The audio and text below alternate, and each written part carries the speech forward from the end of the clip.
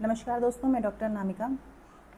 आज जो next question मैं लेने वाली हूँ वो बहुत ज़्यादा पूछा जाने वाला क्वेश्चन है कि ये कि एंडोमेट्रियोसिस में क्या सर्जरी कारगर है क्या, एंडोमेट्रियोसिस में सर्जरी पॉसिबल है क्या।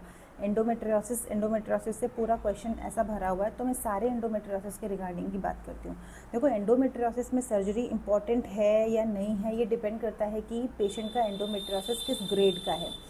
तो ये चेक होगा आपके 3D स्कैन्स में या डीप पेल्विक एंडोमेट्रियोसिस के जो एक्सपर्ट डॉक्टर्स जो स्कैन करके आपको दिखाएंगे। कुछ नहीं तो MRI में आप चेक करा लो कितना डीप है endometriosis, grade 1, grade 2, grade 3, grade 4, कितना ग्रेड में है एंडोमेट्रियोसिस, कितना पेल्विक में वो कवर कर चुका है, ट्रेक्टम में है या नहीं। वो डिपेंड करता है कि कितना सिवियर है। पहली चीज़, हम आयुर्वेदिक डॉक्टर्स हैं, हम आयुर्वेदिक तरीके से उसको ट्रीट करते हैं। हमारा पर्सपेक्टिव ही चेंज है आयुर्वेदिक तरीके से एंडोमेट्रियोसिस को देखने का और ट्रीट करने का। तो हम उसके अकॉर्डिंगली उनको ट्रीट करके कंसीव करा के डिलीवर करते हैं लोग। वो एक सेकेंडरी वो है। मैं आपको बता रही हूँ कि सर्जरी का क्या प्रोटोकॉल है। देखो, एंडोमेट्रियोसिस की सर्जरी बहुत इंपॉर्टेंट होती है। तो पहले तो आपको वाइजली चूज़ करना है कि आप जिनसे कराने वाले हो वो एंडोमेट्रियोसिस का कितना एक्सपीरियंस है उस सर्जरी का, कि जो आप जिनसे करा रहे हो। नॉर्मली लैप्रोस्कोपी करा देने से किसी भी लैप्रोस्कोपिक सर्जन से एंडोमेट्रियोसिस नहीं जाने वाला, इनफैक्ट वो बहुत वर्स्ट हो जाता है। मैंने एंडोमेट्रियोसिस के सर्जरी के बाद के वो पेशेंट भी देखे हैं जो रिकवर हुए हैं, मैंने वो भी देखे हैं जो वर्स्ट हुए हैं। तो ये आपको वाइजली चूज़ करना है। देखो, पहले के डिकेड से क्या होता आ रहा है कि एंडोमेट्रियोमा है दोनों ओवरीज में, उसको उतना ही निकाल दिया और 3 मंथ्स के लिए पीरियड्स रोके और उसके बाद वापस वो बढ़ने लग जाता है।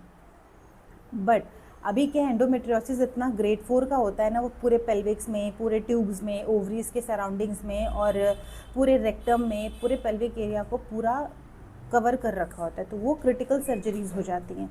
तो उसके लिए हमें ये ध्यान देना होता है।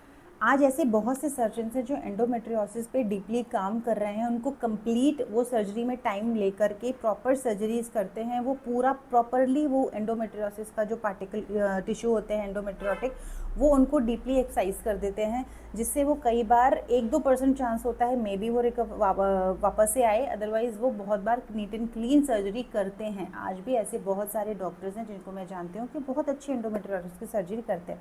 बट बहुत बार ऐसा होता है ना कि सर्जरी रैंडमली पेशेंट ने कुछ पैसे बचाने के लिए कहीं भी करा ली है। तो ये पेशेंट को भी सोचना पड़ेगा कि प्रॉब्लम अगर बड़ी है तो डॉक्टर्स भी उनको चूज़ करना पड़ेगा ऐसा जो उनके एंडोमेट्रियोसिस को नीटली क्लीन कर सके। तो ये डिपेंड करता है कि आपने सर्जरी कहाँ से कराई है।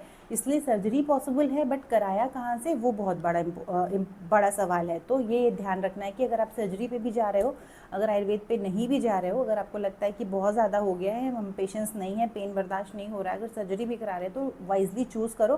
बिकॉज हम तो आयुर्वेदिक डॉक्टर हैं, हम तो हमेशा सलाह देते हैं कि आप आयुर्वेदिक तरीके से भी ट्रीटमेंट लेकर के उसको क्योर कर सकते हैं। Thank you so much.